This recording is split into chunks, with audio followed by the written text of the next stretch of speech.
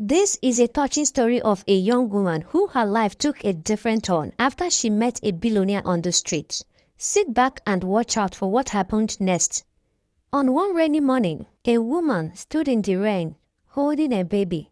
She wasn't begging or shouting. She just stood there, wet, tired, and quiet. Her face looked sad.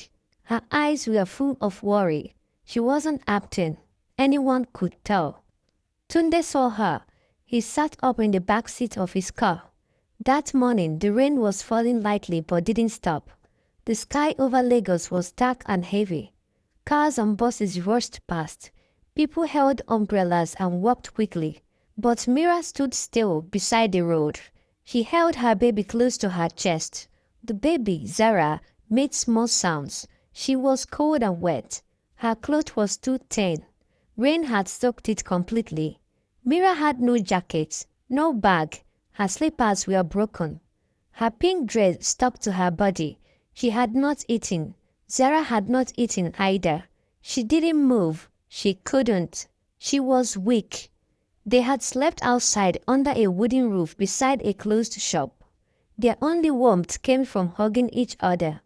Mira had hoped that morning would be better, but the sky opened and the rain came. Still, she stood. She watched people pass. She waited. Her voice was low. "Please, just a little food for my baby. She has not eaten." Most people ignored her. A few looked away, then turned quickly. Two men across the street spoke loudly. "She's acting," one said. "Some women even borrow babies to beg," the other one said. Mira said nothing. She didn't reply. She wiped Zara's wet face with her dress and rubbed her gently. "Don't cry, my baby," she whispered. "Help will come. It must come." She didn't know that help was already nearby. In a black SUV stuck in traffic, Tunde sat in the back seat. He was on his way to a big meeting. A foreign investor was in town. His company had worked hard for months, but Tunde was no longer interested in the meeting. He wasn't even thinking about it at all. He was more focused on Mira.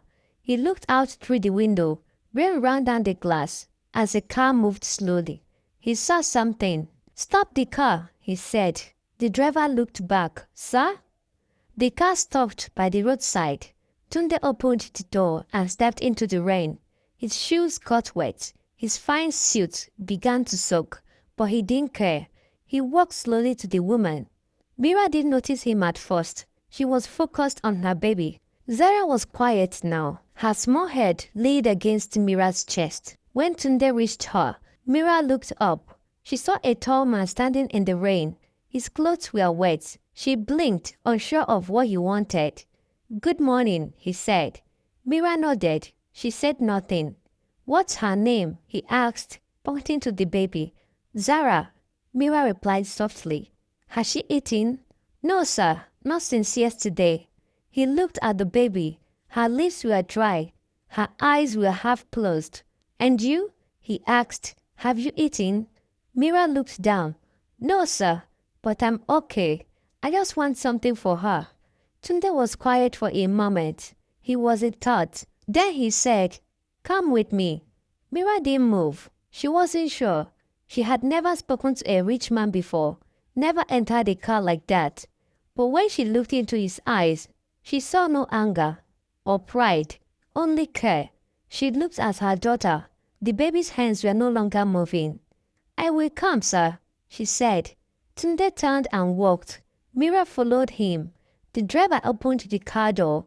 She stepped in, still holding Zara tightly. She sat at the edge of the seat. She didn't touch anything. The driver looked at her through the mirror but said nothing. Tunde got in beside her. He opened a small compartment and took out a towel. "Dry the baby," he said, giving it to her. "Thank you," Mira replied, her hands shaking. She wrapped Zara in the towel. "What's your name?" he asked. "Mira." "Where do you live?" Mira looked away. "Nowhere, sir. We sleep outside." Tunde didn't look surprised. He just nodded. Said okay, they were going to get some warm food first. He told the driver to drive to a small restaurant nearby. When they arrived, they sat at a table in the corner. Mira still held her baby closely, looking around quietly. Tunde ordered for some food. He ordered for jollof rice, salad, some chicken, and some juice. When the food came, Mira looked at him. Tunde urged her to eat. She fed her baby first, slowly giving her some baby food, which Tunde had already gotten on their way to the restaurant. Then she picked up a spoon and began to eat. Slowly at first, then faster, as she was very hungry and had not eaten in days. Tears ran down her cheek as she ate. Tunde just watched and sipped water. He didn't eat. He wanted to make sure Mira and her baby had eaten well. When she was done, she wiped her mouth with her palm. "Thank you so much, sir." Tunde leaned forward. He wanted to know more about what happened to her, how she ended up on the dangerous street of Lagos with her tender baby. Mira looked down at her sleeping baby. Then she began to speak. She said she was born in Ibadan. Her parents died when she was still small. She grew up in a church home. Life there was not easy. At 15, she started working in people's houses, cleaning, washing clothes, cooking. She moved from houses to houses, doing menial jobs to sustain herself. Then one day, on her way back from the market, she met a man who offered to help her with her big load. His name was Ade. He was a Yoruba man, a driver. He was kind to her. One day, he asked her out and she happily accepted. She trusted him. 1 year later, Mira got pregnant for Ade. He said he was happy. He promised to marry her. But first, he said he had to go and tell his family. He left, but never came back. His number stopped connecting. Mira waited. She asked around, yet nothing from him. She felt the world had collapsed. She was soon fired from her workplace. No one wanted to hire her. She was pregnant after all. So she started sleeping on the streets. Now Zara is all that she's got. Tunde looked at the baby now sleeping on Mira's lap. He reached into his pocket and brought out some money. He handed them to her. "Take this, it will help for now," he said. Mira stared at the money. "Sir, this is too much. You need it," he replied. She took the money from him and started saying words of prayers. She was so overjoyed. She couldn't believe her luck that day. Tunde checked the time. He was already running late. He gave her his business card, his phone number, and told her to call him in 3 hours. "I'll come and take you to somewhere safe." Mira nodded and promised to call.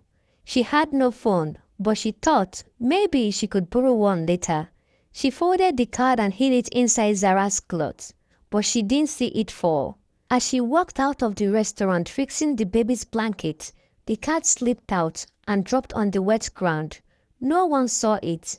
Back on the street, she waited, hoping to call when the time is right. But little did she know that she had lost the card, the only thing that would have saved them. When the time came, she searched for the card but couldn't find it. She felt so disappointed and shattered. Mira sat under a tilted wooden shade at the roadside, not far from where she had been that morning. The rain had stopped, but little water puddles on the ground shone with rainbow colors as noisy yellow buses drove by. Somewhere nearby, a hawker's voice rose above the street noise, calling on buyers. Zara slept in her arms, one tiny fist grabbing the edge of her wrapper. Instinctively, Mira slipped her hand into her pocket to feel the business card Tunde had given her earlier. Her hands froze. Nothing. She patted her wrapper, shook it out, and scanned the muddy ground. Still nothing. Her throat tightened. She stood, checked inside her dress, then slumped back onto the wooden bench. "I had one chance," she whispered, "and I've lost it."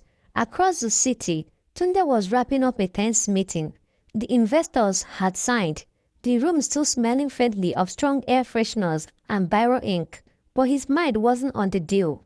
No call, no test yet. He was worried. He remembered how Mira had held his card like a lifeline. She wouldn't just vanish.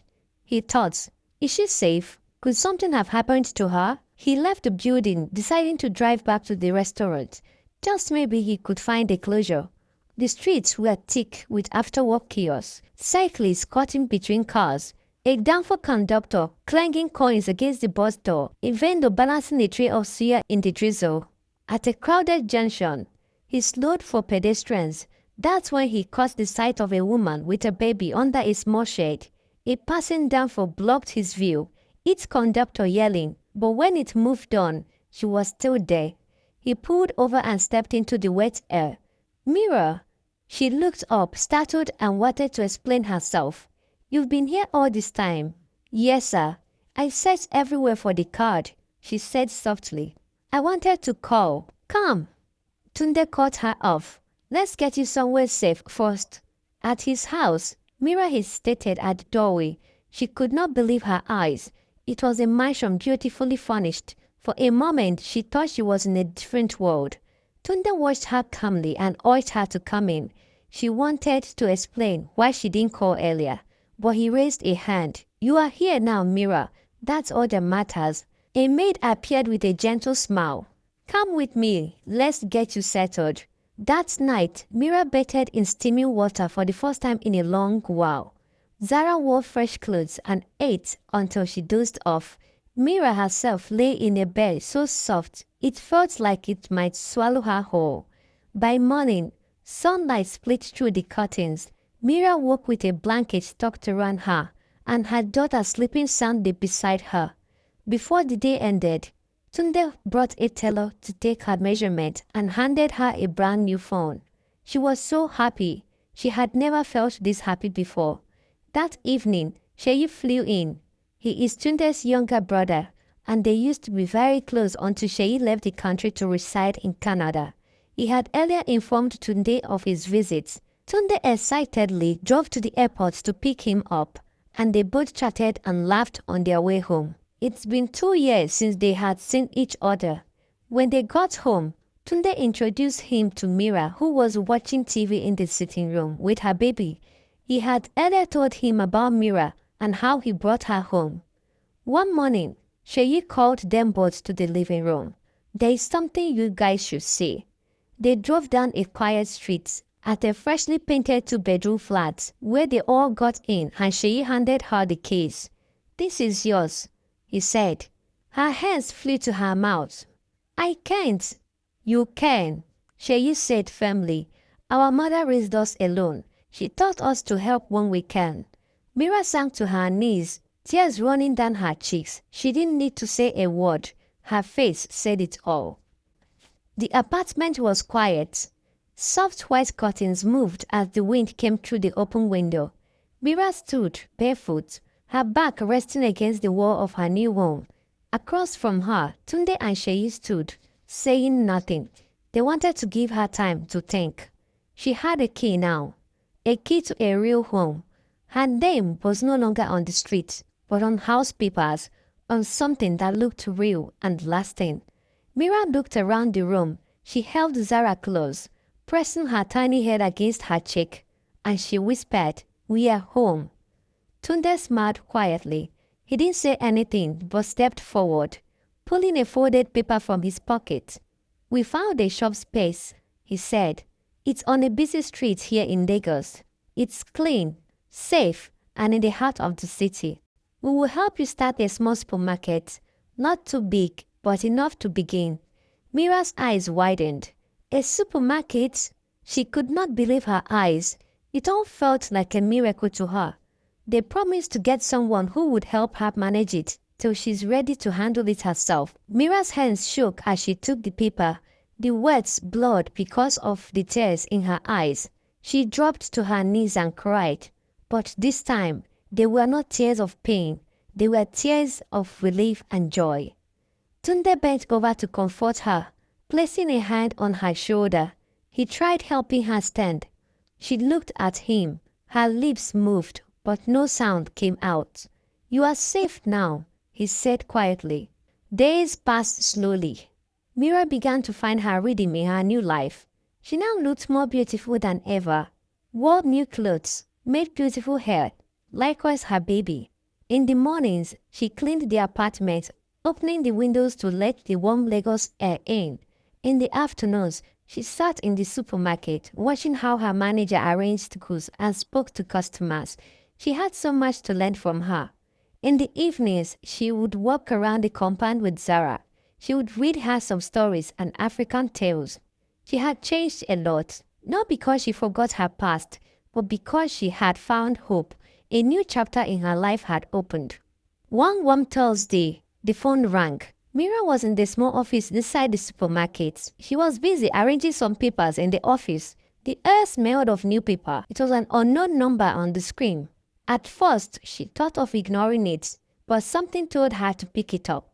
She answered, "Hello." Silence. Then a woman's soft voice came in. "Is this Mira?" "Yes, this is Mira. My name is Funke. I'm calling from Ibadan. I'm Ade's cousin." Mira froze. For a second, she could not move. She hadn't heard that name in a long time. "I don't understand," she whispered. "I've been trying this number for about a year," Funke said. "Thankfully, I was able to reach you today." Mira's heart pounded. "I found your number on Ade's old phone, and I've been trying to reach you ever since then. Ade is no more. He lost his life in a car accident on his way home the day he left you," Funke said. Mira's lips parted. Her fingers gripped the table. "He had been in coma for 6 months, but didn't make it," Funke continued. "He never woke up. Sadly, he died without getting the chance to introduce you to the family. No one knew about you, but I saw your messages on his phone, and I know you both shared something special," Funke said. Mira could not say anything. She kept sobbing silently in pain. "Did he leave you with a child?" Funke asked in a shaky voice. Faintly, Mira uttered a yes. "Her name is Zara." Funke sighed deeply. "Ade's mother is still alive and very old. She cries every day. I'm sure she would be happy to meet her granddaughter." Mira stood slowly, pressing the phone to her chest. She agreed to go see her, and Funke thanked her. After the call, Mira sat in silence. No more guessing, no more pain from not knowing. Ade hadn't left her. He had fought to live and lost. But now she knew the truth, and one day Zara would too. 2 days later, Tunde visited the supermarket. It was busy. People laughed. Carts moved over the floor. Shelves were stacked high, and people were busy shopping. Tunde found Mira in the office, cross-checking receipts with her manager. She looked up and smiled, beckoning on him to come over. "You are doing well, Mira," Tunde said. Mira stood, adjusting Zara on her lap. "You believed me when no one else did. I'll never forget that." Tunde smiled. "You are a real boss now. I saw you fighting for lower prices like a market lioness earlier." They both laughed. Zara reached out to touch Tunde's face. He let her tiny hand grab his nose while he played with her. "He doesn't forget faces," Mira smiled, "especially the ones who helped her." From that day, Tunde began visiting more often. Sometimes with Sheyi, sometimes he comes alone. He would bring little toys for Zara or stop by just to check if the shop needed anything. They would talk in the evenings after closing, sitting on the porch while Zara played nearby. At first, it was friendship, a quiet understanding between two people. But slowly, without either of them saying it, something else began to grow. Mira noticed it in the way Tunde looked at her whenever she laughed. Tunde felt it in the way his heart softened when he saw her carrying Zara. How she works hard to grow her supermarket. He couldn't help but admire her. One evening, as the sky turned gold, Tunde stayed behind after Sheyi left. They sat outside, watching Zara chase after a little ball. "You've changed," Tunde said quietly. "Have I?" Mira replied. He turned to her. "Mira, I didn't plan any of this. I didn't even expect it, but I can't hide it anymore. I've fallen in love with you." Her eyes widened. "I know you've been through a lot," he said, "and I'll wait as long as you need. But I want to be here, not just as a helper, but as your partner. I want to be a father to Zara." Mira felt her heart beat faster. She thought of all the nights she had prayed for a safe place, for someone who would not leave. Slowly, she smiled. "I don't need to wait anymore. I've come to like you too. Just didn't know how to tell you." Months later, Tunde proposed in front of the supermarket, the place where their new life had begun. Sheyi was there, cheering them on while holding baby Zara. It was a beautiful moment for the couple. The wedding was like something out of a dream.